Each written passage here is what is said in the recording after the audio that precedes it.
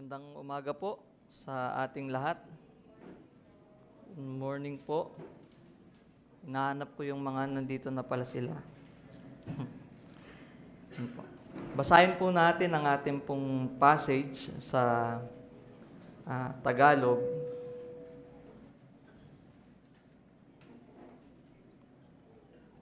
Verse 23 to 25.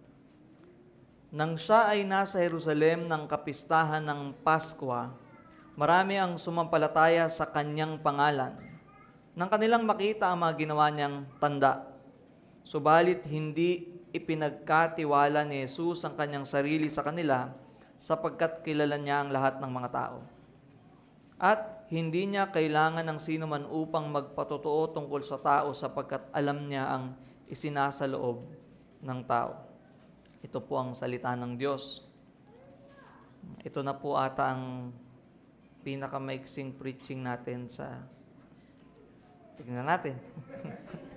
Ang pamagat po ng ating mensahe sa umagang ito ay Know the one who knows. Know the one who knows. Pang ilan na po tayo, no? Although nasa second chapter pa lang tayo at ngayon pa lang tayo matatapos, ay paulit-ulit natin nakikita yung gusto pa rin ipakita ni John the Evangelist, John the Beloved, John the Apostle, patungkol sa kung sino nga si Jesus. And this time ay natapos po tayo sa kanyang ginawa sa templo, sa kanyang pagkompronta, yung kanyang matuwid na nagalit patungkol sa kanilang kawalan ng paggalang, kawalan ng pagbigay ng parangal sa Diyos.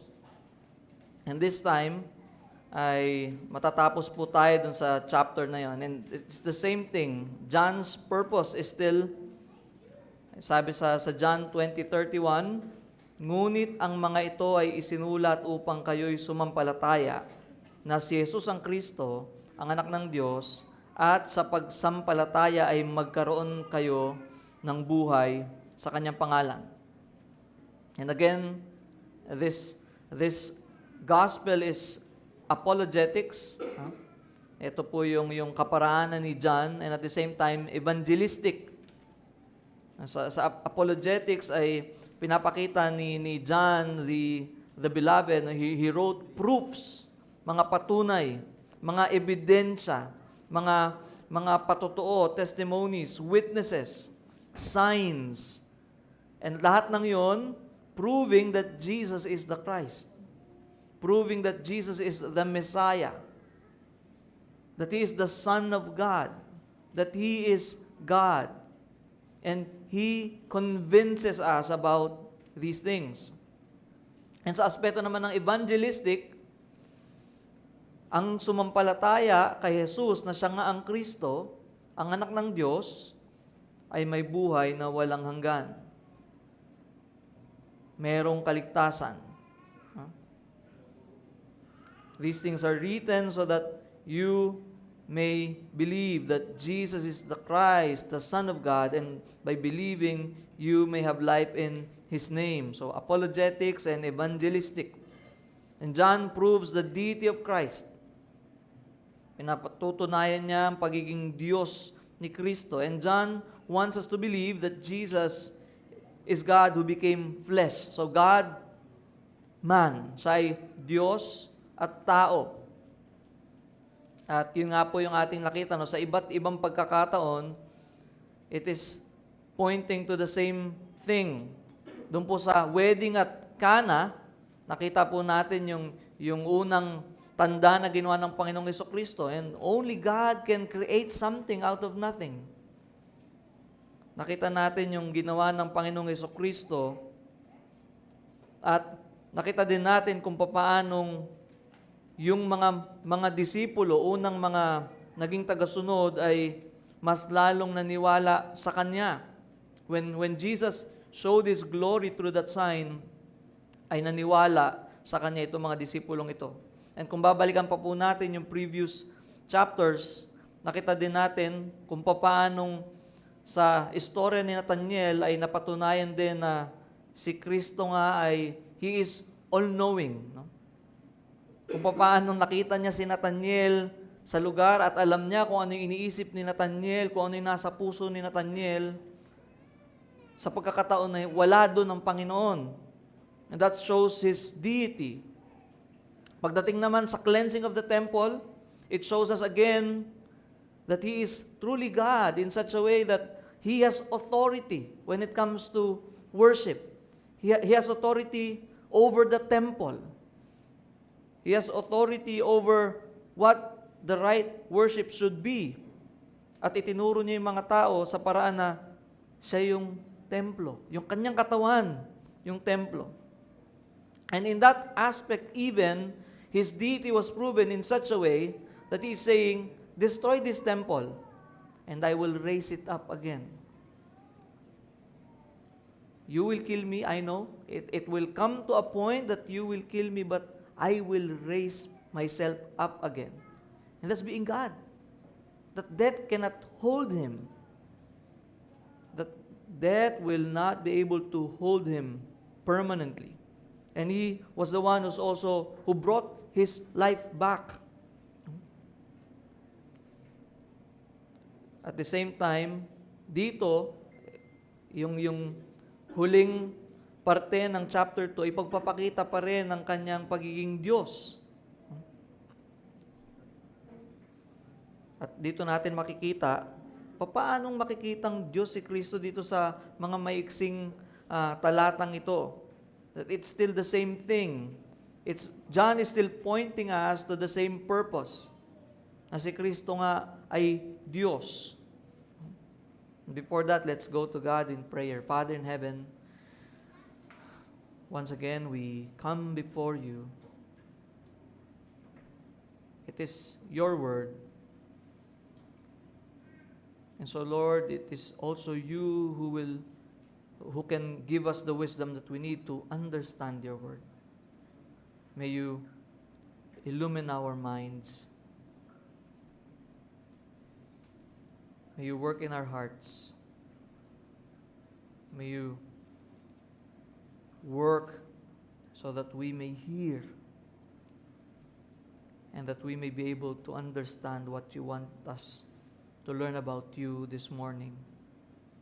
Kung may mga kasalanan sa aming puso, Panginoon, naway durugin niyo po yung mga kasalanan ito. At mas lalo niyo po sa aming ipakita ang kagandahan ni Kristo. And may this, by the working of the Spirit, powerfully change us. May you be glorified. This is our prayer in Christ's name. Amen. So again, the title, Know the One Who Knows. Know the One Who Knows. So paano natin makikita, no? Continuation lang po nung ating pinag-aralan. He was in Jerusalem. No? Anong meron? Passover feast during that time. At pagdating sa verse 23, anong sabi? Now when he was in Jerusalem at the Passover feast, many believed in his name when they saw the signs that he was doing. Nang siya'y nasa Jerusalem, ng kapistahan ng Pasko, marami ang sumampalataya sa kanyang pangalan nang kanilang makita ang ginawa niyang tanda. Now, what signs did the Lord perform? Last week, ang naalala natin na pinaalam sa atin ni Juan, we are told that in his righteous anger, he drove the people and the animals out of the temple. Although, hindi katulad nung sign or yung miracle na ginawa ng Panginoon when He turned water into wine, pero sabi natin, this is also considered as supernatural act. It displayed His power. It displayed His authority. That He was able to drive out probably dozens or hundreds of traders and even plenty of animals at wala pong kumontra. Wala pong lumaban. Sabi natin, surely meron pong mga nagbabantay doon so that pag nagkaroon ng kumusyon, ay maaring sila din yung pumigil sa kaguluhan. Yet, we are told Actually, walang sinabi sa atin si John na merong pong humadlang. Huh? He was able to do that. He was able to display his authority in the temple. And temple talks about, again, the glory of God, the presence of God, the holiness of God, and the true worship. And here comes this man na sa kanila during that time ay hindi pa ganun kakilala. Ginawa niya yung mga bagay na to and he was able to drive them out. Kaya sabi nga ng ibang theologians ay ito pa rin ay masasabi nating mirakulo, supernatural. But is it the only action that they saw? Kasi sabi dito, many believed in His name when they saw the signs that He was doing. Saan daw dun sa Jerusalem? Talking about the specific place and yung kaganapan nung panahon na yon, Passover feast. Ano ba yung nakita nila? Yun ba yun? Yung pagtaboy ng Panginoon? No. We are not told about some iba pang mga signs, but what's clear is that John, again, has his purpose for writing, yet he did not include everything. Sabi po ng John 20:30, anong sabi ng John 20:30? Now Jesus did many other signs in the presence of the disciples, which are not written in this book. Okay? At hindi lang yon, sabi ng John 21:25, now there are also many other things that Jesus did. Were every one of them to be written, I suppose that the world itself could not contain the books that would be written. So ibig sabihin, when people read these books, they would say, hindi totoo yung mga libro na yan, hindi totoo yung binabasa yung mga Kristiyano kasi kulang yan. Asan yung parte nung ganito? Asan yung parte nung ganitong edad siya? Bakit wala? But clearly, when these people wrote these Gospels, meron po silang nilalatag. So even John, he has his purpose at nilinaw niya na marami pang ginawa ang Panginoon na nakita nila, pinamala sa kanilang harapan na hindi na nakasulat. So maaaring during that time, hindi lang yun, may ginawa pa ang Panginoon na nakita nila. Na nasaksihan nila. Kaya naman sinasabi sa atin, many believed in His name when He saw the signs that He was doing. Again, we don't know what miracles were performed here, but surely He performed signs. People saw them. And what was the people's response? Sabi ni John, many believe in His name.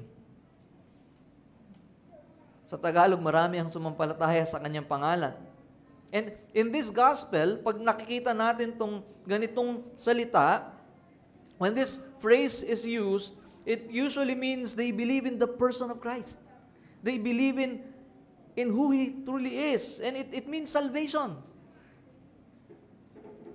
We remember, yung paulit-ulit nating binabasa na purpose ng sulat ni John, that by believing you may have life in His name.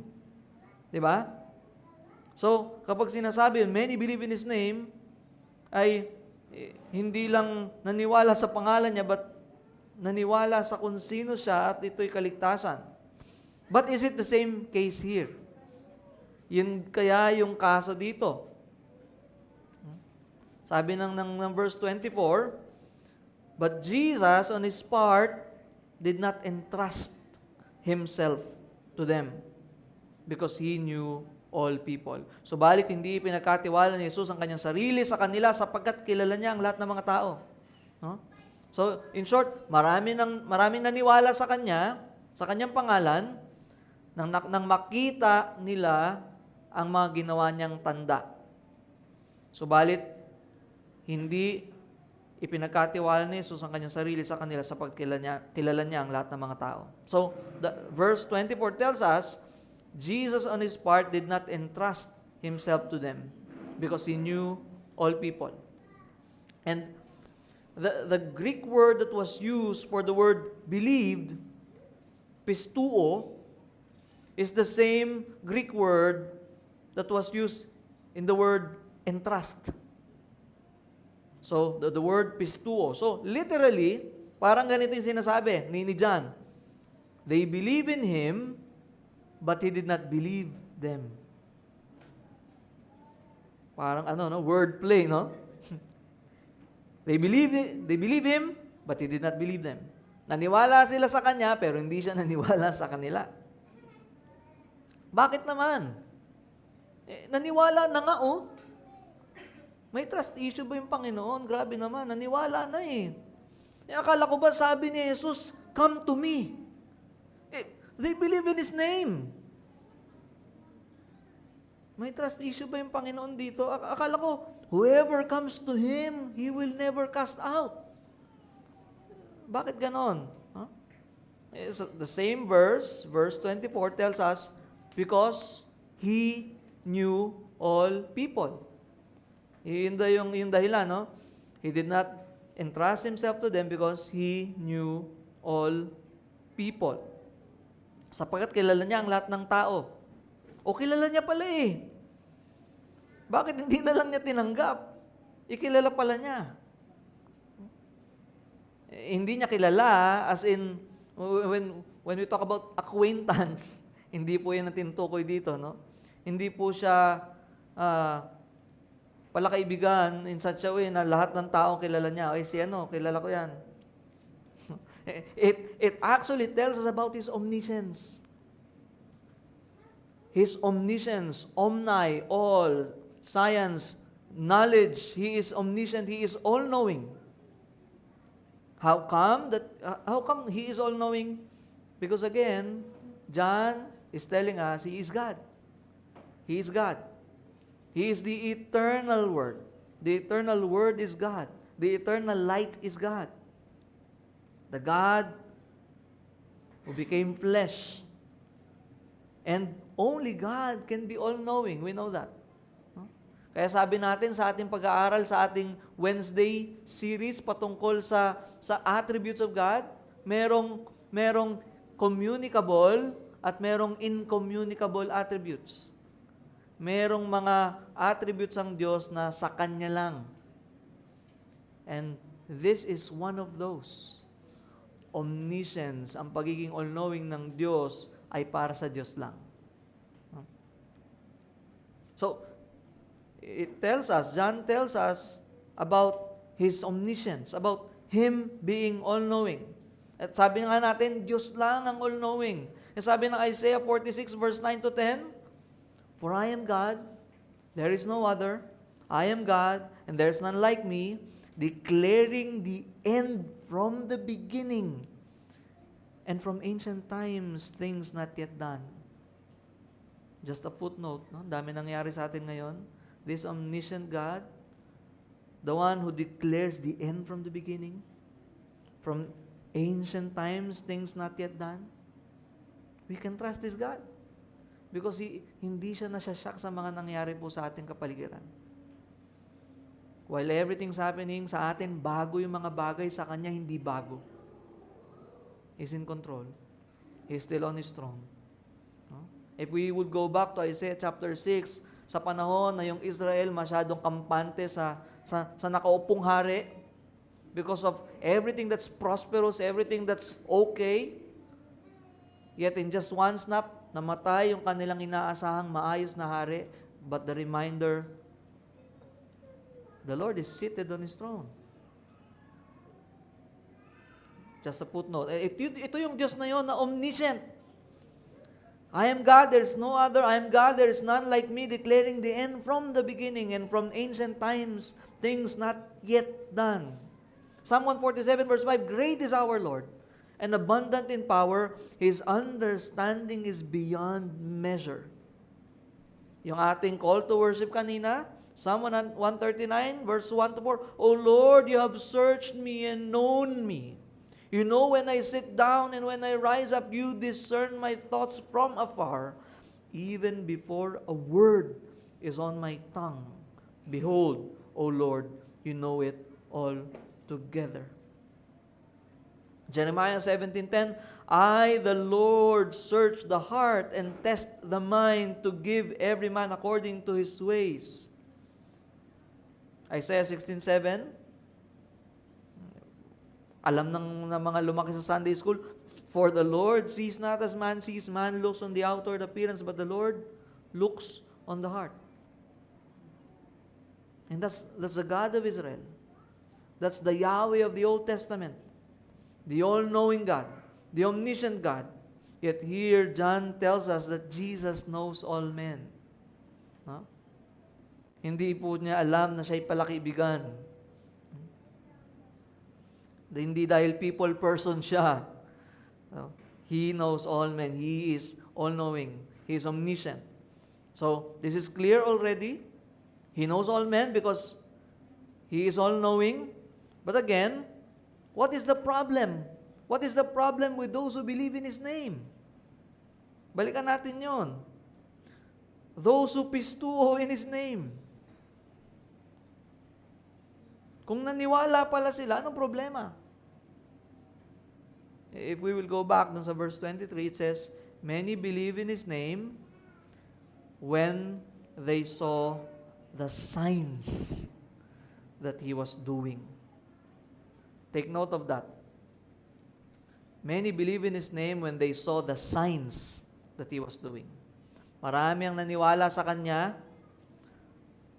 nung nakita nila yung mga tanda na Kanyang ginawa. They believe when they saw the signs He was doing. That is the issue. Their belief is based on what they saw. And all over the Scriptures, we see the same pattern. Israel followed Moses out of Egypt. Their numbers are great. Nakita nila kung ano yung mga nangyari. Nakita nila yung kapangyarihan ng Diyos ni Moises. They even followed. They even went out with him. But still many perished in unbelief.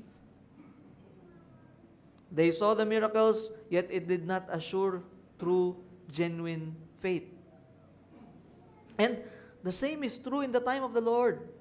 The time of the Lord's earthly ministry. Yung panahon ng ministeryo ng Panginoong Jesucristo, nung siya'y naririto, just like the temple event na ating inaral, when they were confronted, they did not deny their corrupted worship and system.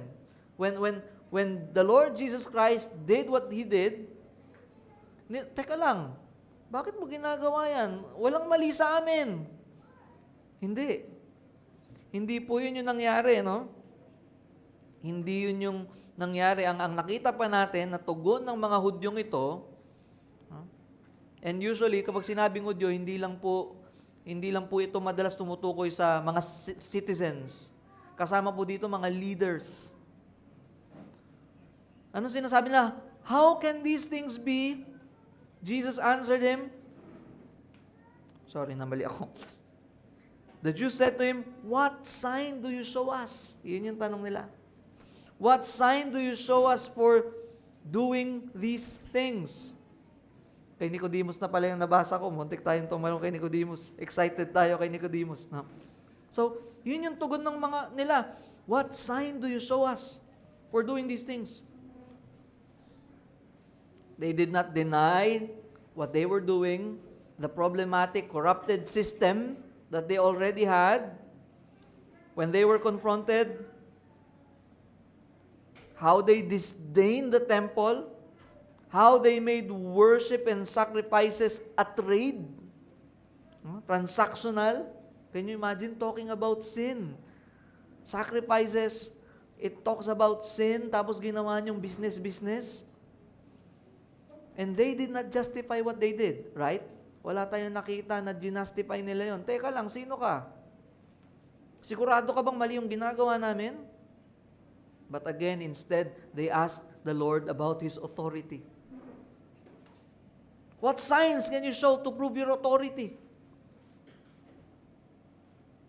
They would always ask for signs at Paulit-ulit po sa gospel ni John na itong mga ito nagtatanong lagi ng signs. As if they will be shown signs, end of conversation, okay na. Naniniwala na talaga kami. We're willing to submit. We're willing to acknowledge you that you're truly the Messiah. That you're truly the Son of God. Alam natin na maraming ginawang tanda ang Panginoon. Yet we know how the story ended, right? So, they would always ask for signs. So that they're asking, from whose authority are you doing this? Huh? Again, not really because they're concerned about their sins. Kumbaga, bukayo na sila sa ginagawa nila, pero ibang topic yung kanilang tanong. Kaninong otoridad ka?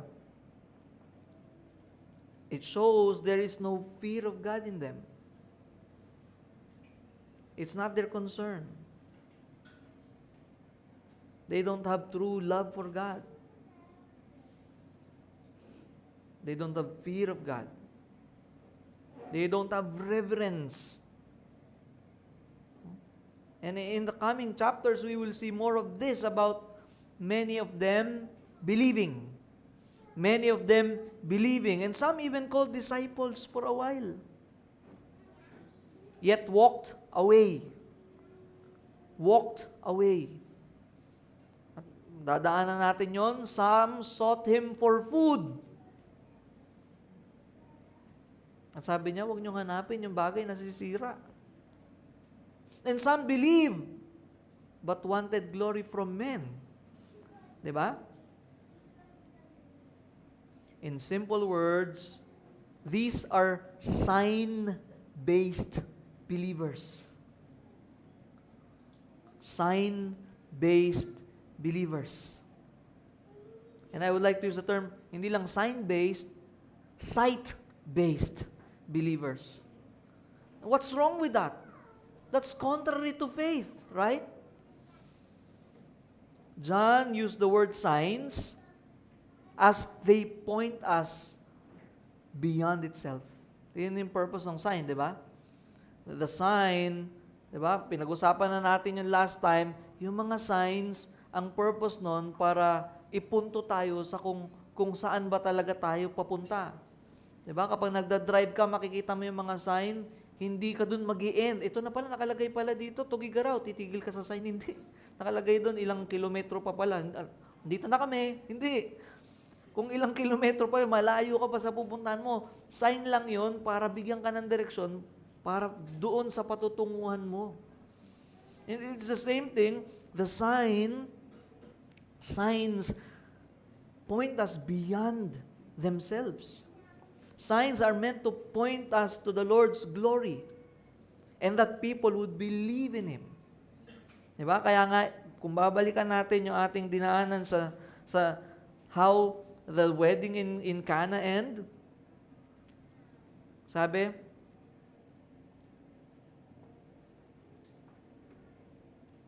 sa verse 11 ng chapter 2, this, the first of His signs, Jesus did at Cana in Galilee and manifested His glory, and His disciples believed in Him. In Him. Huh? So actually, that's the goal of those signs, to point them to who He is, the real deal.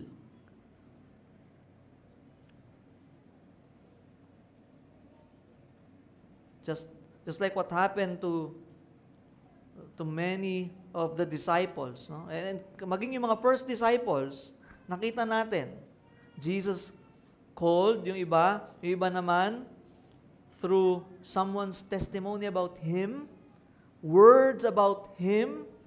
Meron naman, they joined Him, and surely Jesus discussed about Himself, kung paano yung scripture ay pumupunto patungkol sa Kanya, and after that, they were changed after that night.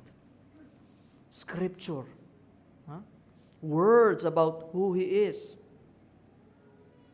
Pero dito, although signs have benefits, signs are pointing to something beyond, and signs are meant to point them to the person of Jesus Christ, that He is the Christ, that He is the Son of God. Pero yun kaya yun nangyari sa kanila. No? We know the difference is that these sign-based beliefs are just external. External. Based on their sight. Based on, it's just admiration of the spectacular. And this shouldn't be the end point. Hindi dapat yun yung end point. But again, should just point to the real message. And if we will compare how the disciples view things concerning Jesus, they would always associate Him and His words with the Scriptures. Diba? Kung babalikan po natin, laging maaalala nila yung Scripture. Lagi nila makikita, ito yung sinasabi ng Scripture. Sabi sa chapter 2, verse 17, His disciples remembered that it was written. At maging yung mga unang disipulo ay laging sinasabi, siya nga yung tinutukoy ni Moises, siya nga yung tinutukoy ng lumang tipan, ng mga propeta. So now we see the difference. In simple words, there are these sign-based, sight-based believers, and there are these scripture-based, spirit-based believers. And ito pong case na to, hindi po doon. Nandun sila sa unang kaso. Sight, sign-based believers. So we see the difference. Signs just authenticate His person. Signs just authenticate His divine mission, His authority, who He is according to the Scriptures. And His disciples saw that. No? Nakita nila yon. They would always refer to the Scriptures, to Moses, to the prophets. They see fulfilled prophecies. And that is so true about real faith. So far from mysticism, so far from emotional experientialism. Alam ko totoo to kasi ito naranasan ko. But again, scripture-based believers, real faith, about saving faith. Because we know, faith comes from hearing and hearing the word of Christ. The word. The word should be there. Faith is always from and in the Word. From, through, in the Word. But sign faith, faith based on spectacles aren't true. It will subside. Huh? Nasa hype lang yan. That's why those who try to deceive people through miracles or signs, those who deceive people using these things are also not truly having saving faith. For their faith is in signs. Kaya yung po yung makikita natin sa karamihan ng mga, ang lagi nilang pinupunto, yung mga miracles, yung mga tanda, without even scriptural basis. And the worst, they would twist scriptures para sumakto sa kanilang sinasabi. At madalas ang ending, signs should point us to the real deal, Jesus Christ. Signs are pointing us to them. Sila na bigla yung apostol. Sila na bigla yung propeta. Sila na bigla yung appointed Son of God. But again, signs are supposed to point us to who Jesus truly is. So, we can say, these people are still deceived. sign-based, sight-based. So this tells us the Lord knows saving, scripture-based faith versus sign-based, sight-based faith. He knows it. He sees it because He's all-knowing. And so it tells us we cannot fake it. We cannot fake it. The Lord Jesus Christ Himself can identify if it is just sight-based, sign-based, or scripture-saving, spirit-based faith. He knows them. They cannot pretend. Jesus knows they're just on top of their emotion, of their amazement, of their amusement. It's just spectacle. In verse 25, sabi ng verse 25, and needed no one to bear witness about man. Hindi niya kailangan ng sino man na makapagpapatotoo patungkol sa tao. For He Himself knew what was in man. Hindi niya kailangan ng sino man upang magpatotoo tungkol sa tao sapagkat alam niya ang isinasa loob ng tao. So he does not, this Jesus that John is talking about does not need counsel. He does not need people to inform Him. Hindi niya kailangan magtanong, ano masasabi mo? Okay ba to? Totoo ba itong tao? Mabait ba to? Maganda ba background nito? He knew all men and knew what was in man. And it also implies, it is because, again, if He is God, everything is created through Him, because He created man. He knows His creatures. He knows His creatures. The Creator knows His creatures. He Himself knew what was in man, and this tells us if there's someone who knows us better than ourselves, it is the Lord Jesus. No? Yun ang nakakahiyaman pero realidad. If we think that we know ourselves, minsan, mas kilala ko ang sarili ko kaysa kilala mo ko. The reality is that even we ourselves, we don't really know who we truly are. But He knows His creatures. He knows all men. He knows what's in man. So we see, ano yung mga bagay na nakikita natin?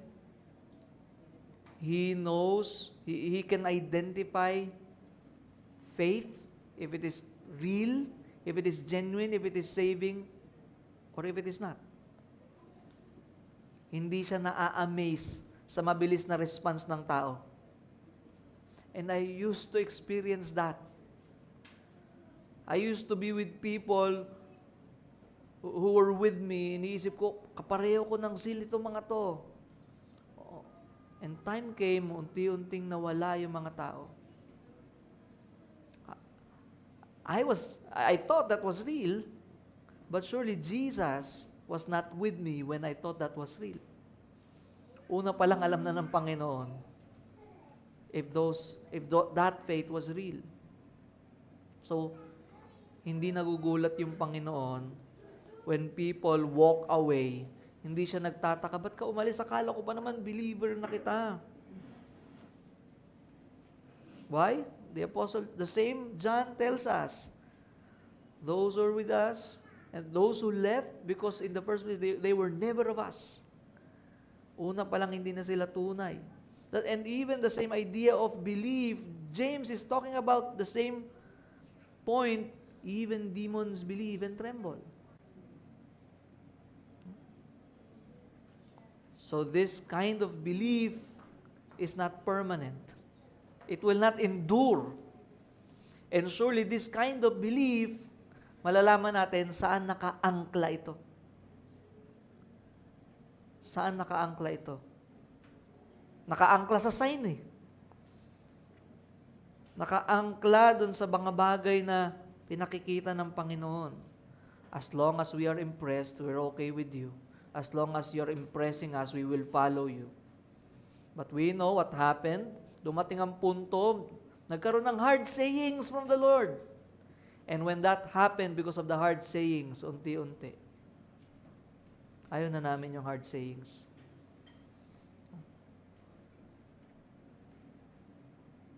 Because as long as He fits our criteria, as long as He performs what we command,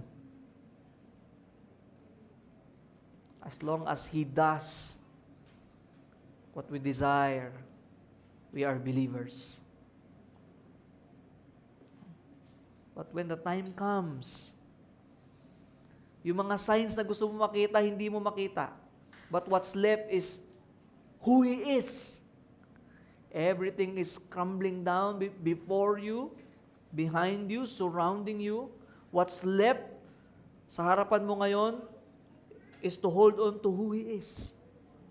Because this time, you are tempted to base your idea of who He is on what's happening around you. But the good thing to those who truly believe Him, He believe Him for who He is. Not just merely for what He can do for them.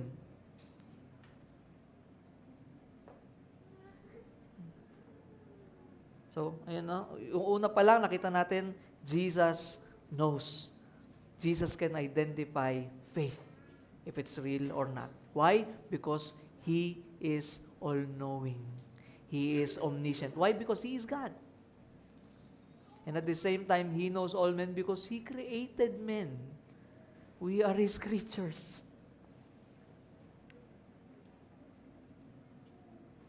We cannot pretend before Him. You know, we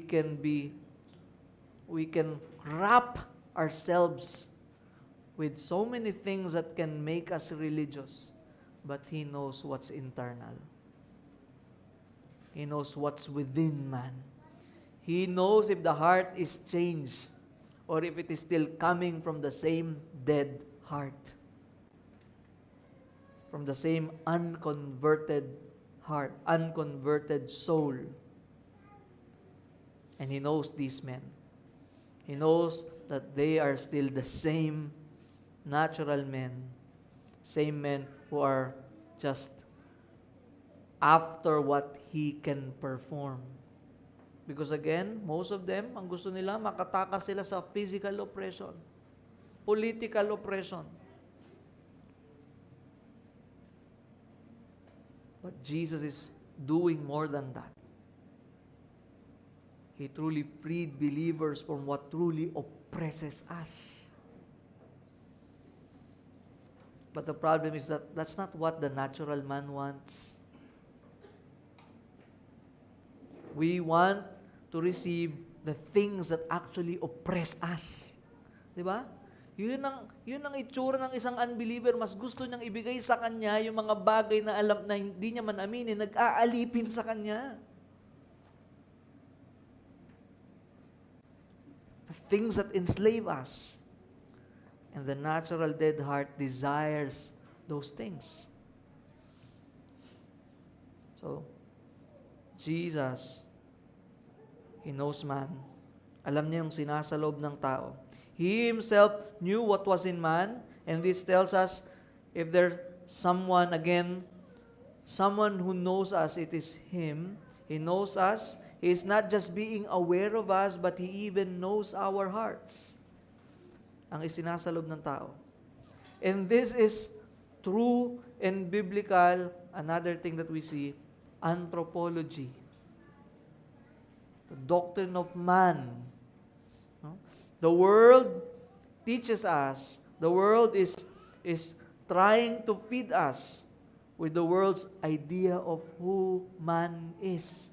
And the sad thing is that the church, sometimes unaware that the church is penetrated, infiltrated by these lies about who man is.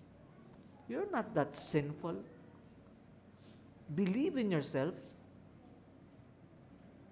Yes, you need God, but you can also do it.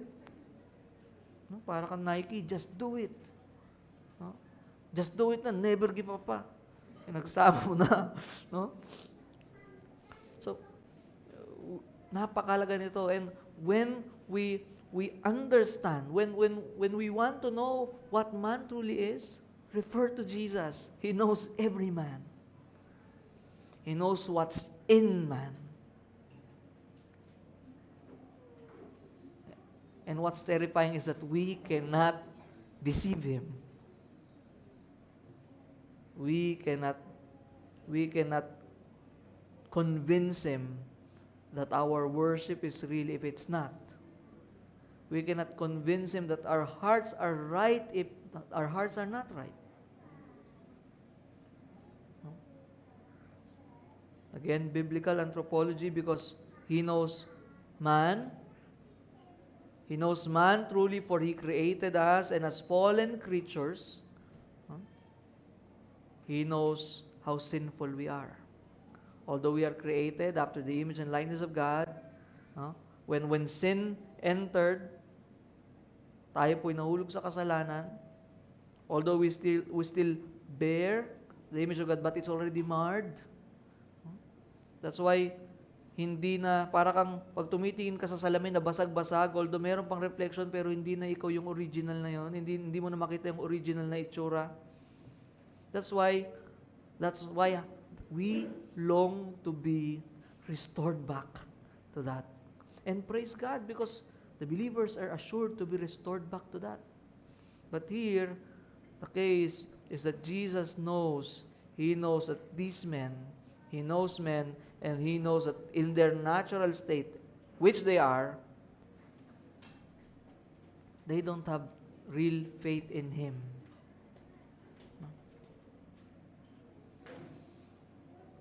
He knows that man is not trustworthy, contrary to popular belief. The reality is, we are not. If we will be honest, kahit tayo sa mga sarili natin, tinatraidor din natin ang ating mga sarili. If we will be so honest, pati tayo niluloko natin yung ating mga sarili. And the sad thing is that even now as Christians, we still do it.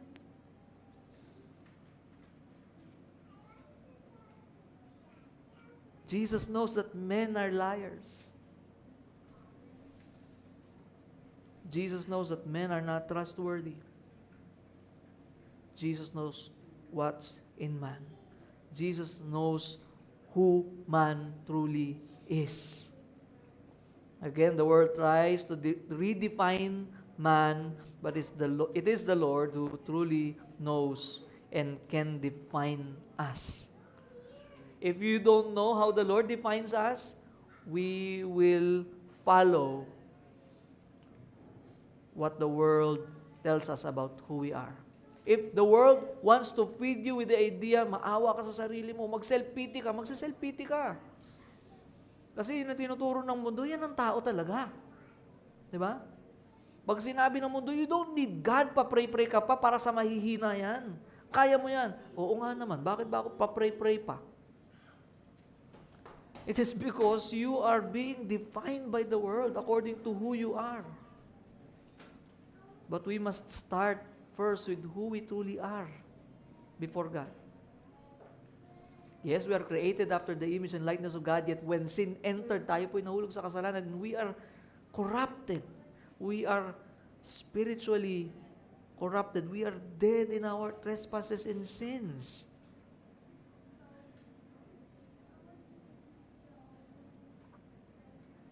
Napakalaga po nito, no? Napakalaga sa atin ito na maunawaan natin yung tunay na pag-unawa sa kung ano ba talaga yung tao. Because if we have a wrong view of man, we can put man dun sa pedestal, and when man fails us, antindi din ang hulog natin.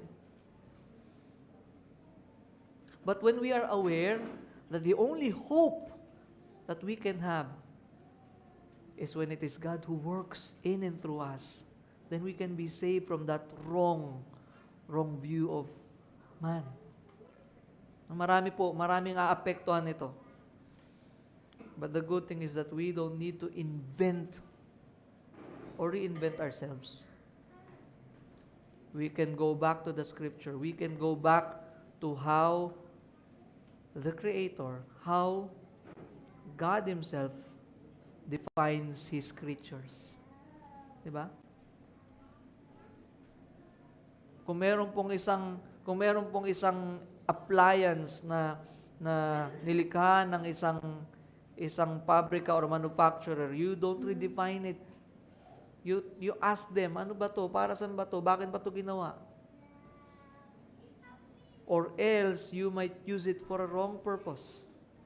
And surely, mas ikasisira ng bagay na yun. And the same thing, we have to know who we truly are. And Jesus knows who man is. That's why, masasabi natin na ang Panginoong Jesucristo, that's why He cannot be deceived. He knows their fate. He is omniscient. He created them. And He knows the depravity of man. Isa pang bagay na makikita natin dito. He knows that man is depraved.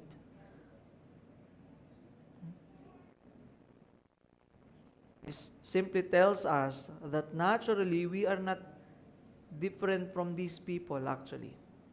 Naturally. If we will be honest, naturally we also base on signs. Naturally we also base on sight. Diba? What we see can really affect us. Can even actually consume us. How many of us, including me, sa lahat ng nababasa natin ngayon at nakikita natin sa social media, sa mga news, paano tayong kainin? Diba? It's reality. Hindi natin sinasabing hindi totoo yun. But that's why, all the more, that we need to be reminded of who God is. Naturally, we are also sign-based. We base on what we see. And naturally, we cannot truly believe in Jesus as He is. And the one who is omniscient, who can know if faith is genuine or fake, the one who truly knows us. The world tries to redefine us, making us think we're fine. We're not that bad. We are okay. We can be trusted. And naturally, in our fallen, unspiritual, natural default, we cannot see it in ourselves. We also think that way. But unless we understand who Jesus is, unless our eyes are open to see who He truly is, we cannot see who we truly are.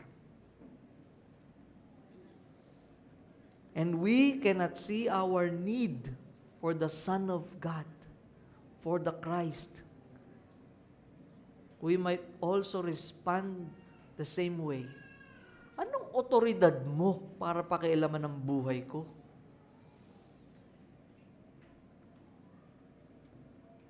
We will also be sign-based, sight-based, who will always wait, listen, who will always wait for something bigger. Diba? Keep it coming. Anong next big thing mo, Lord? Ano yung something na pwede mong gawin that will once again amaze me? But just like how Jesus points to the greatest sign, they are waiting for greater signs. Paano pong madalas na tugon ng Panginoon? Matthew chapter 12 verse 38 to 41. Listen to this. Then some of the scribes and Pharisees answered Him, saying, Teacher, we wish to see a sign from you. But He answered them, An evil and adulterous generation seeks for a sign, but no sign will be given to it except the sign of the prophet Jonah. For just as Jonah was 3 days and 3 nights in the belly of the great fish, so will the Son of Man be 3 days and 3 nights in the heart of the earth. Verse 41, the men of Nineveh will rise up at the judgment with this generation and condemn it. Grabe, no? The men of Nineveh, yung ayaw ni Jonah ang pangaralan kasi mako-convert, kasi magre-repent. Sabi ng Panginoon, the men of Nineveh will rise up at the judgment with this generation and condemn it, for they repented at the preaching of Jonah. And behold, something greater than Jonah is here. That's Jesus. And may we see that the greatest sign is the resurrection of Christ from the dead. He died, He was buried, and on the third day, He rose again to save sinners. That's you and me. Sinners who pretend. Sinners who are looking for signs, who are not satisfied with Christ. But what changed us? We know it's not us. This actually gives way to the next topic that we will have next week. It is the working of God. Actually, Nicodemus was one of those who saw many signs and believed. Now we know what kind of belief that is. So again, may we see that the greatest sign, no? Tandaan po natin to, ganito rin po tayo. Madalas din po tayo maghintay ng big thing sa Panginoon. Maaaring ngayon, sa point ng Christian life mo, bored ka na sa Christian life mo kasi feeling wala nang next big thing. Baka feeling mo, wala na, bagsak na yung hype. Ilang taon ko nang ginagawa, the same thing, Sunday worship, kaawit, makikinig ng Bible. Gusto ko ng next big thing. Gusto ko ng sign. Gusto ko masatisfy yung sight. But you know, these people who are scripture-based, who have saving faith, who are spirit-based faith, surely their sight will be satisfied one day. They will see Him face to face. It's just that it's either you want it now and you are satisfied with nothing, or you can wait for something that is truly greater. The one who died and rose again. To see Him face to face.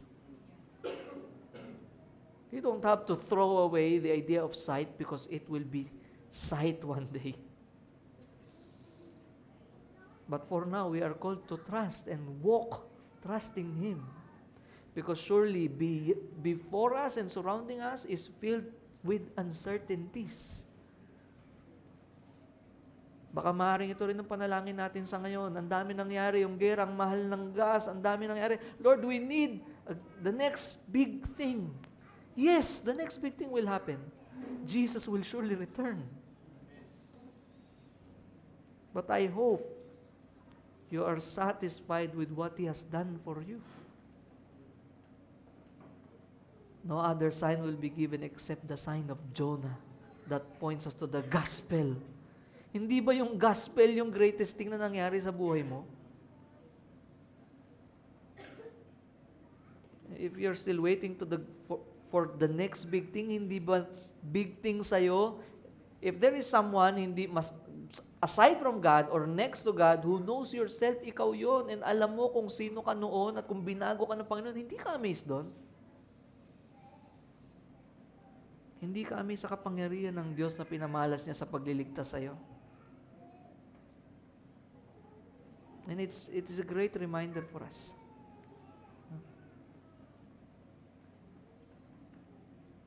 I pray, if we are now trusting in Jesus, I pray that the faith that we have is the faith that will endure. Many fall away, many walked away. But I pray that this faith that is not anchored on signs, that is not anchored on sight, but anchored on Jesus, will remain.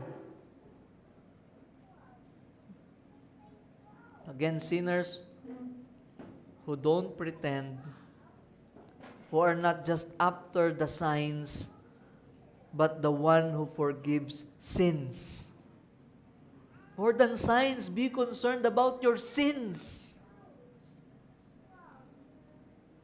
And that Jesus is the one the Scripture points to. Ito pong nakita natin, 3 verses, 3 bersikulo lang po ito, pero pinapakita po sa atin, no? The nature of 2 kinds of faith.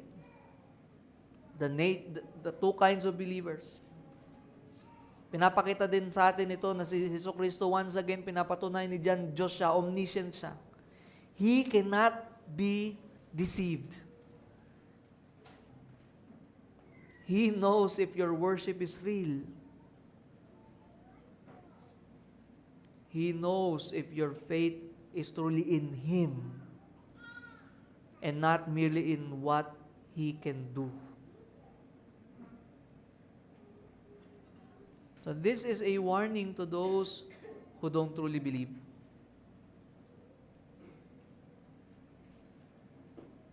And the call is the same: trust in Jesus, that He is the Christ.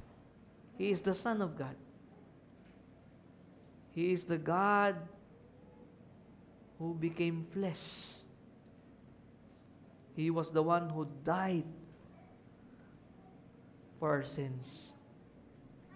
But at the same time, it is a comfort for those whose faith may be weak,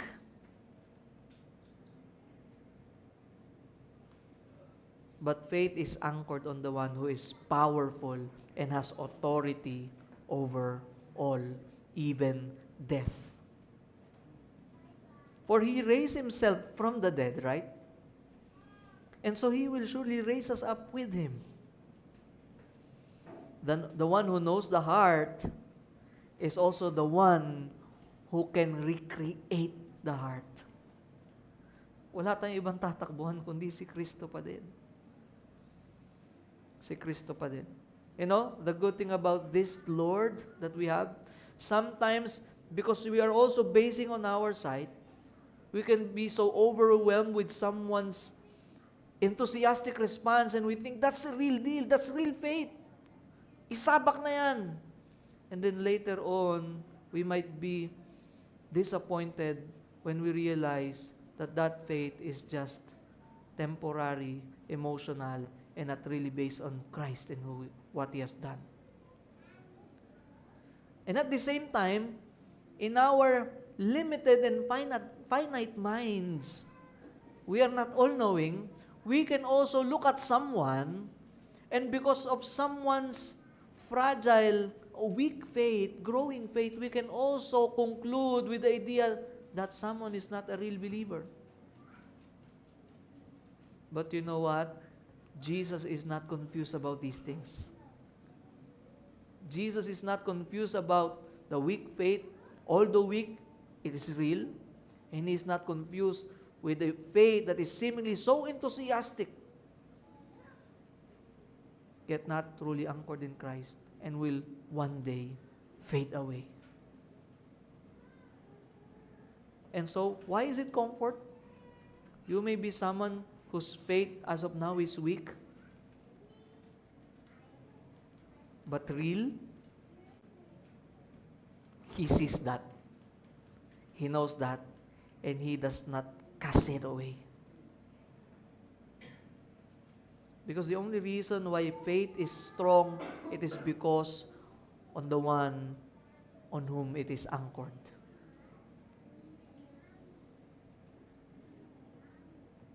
And so,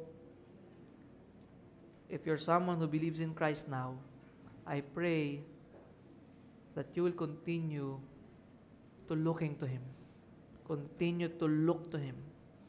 Continue to to trust Him as who He is. No? Yun po yung magandang bagay when we are anchored on who He is, not on merely signs.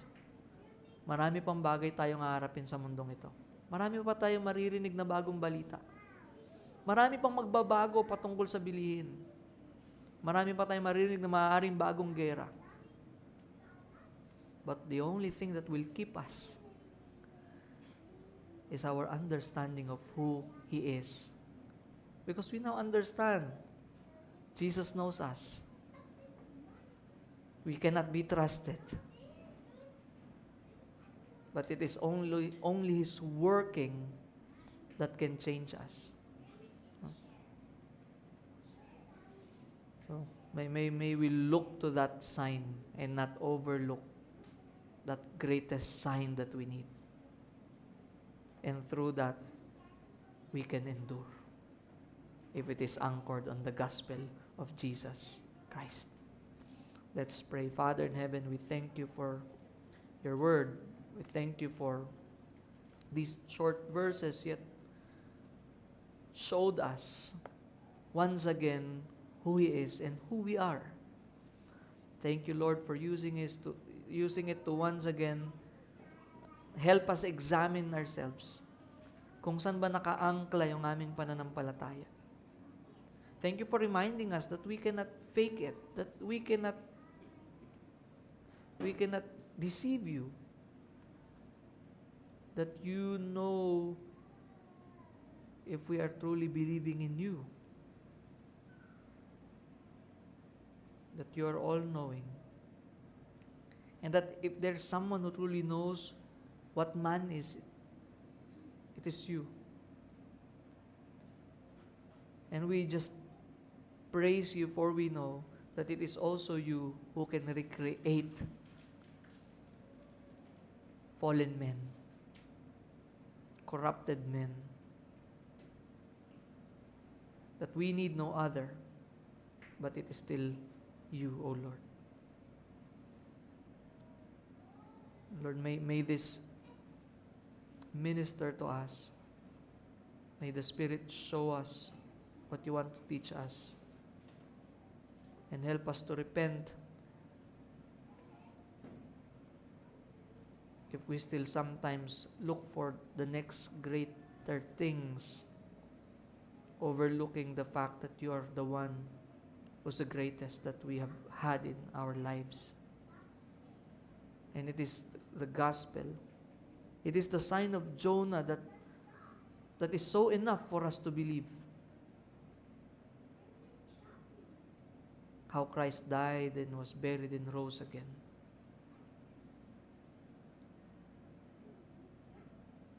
We thank You, Lord, and may You be the one to continually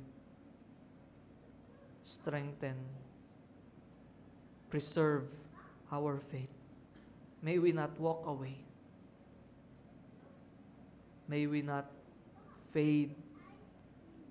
And may our faith not just be based on sight and signs, but on what the Scripture says about who Christ is, by the working of the Spirit. This is our prayer in the name of our Lord and Savior, Jesus Christ. Amen.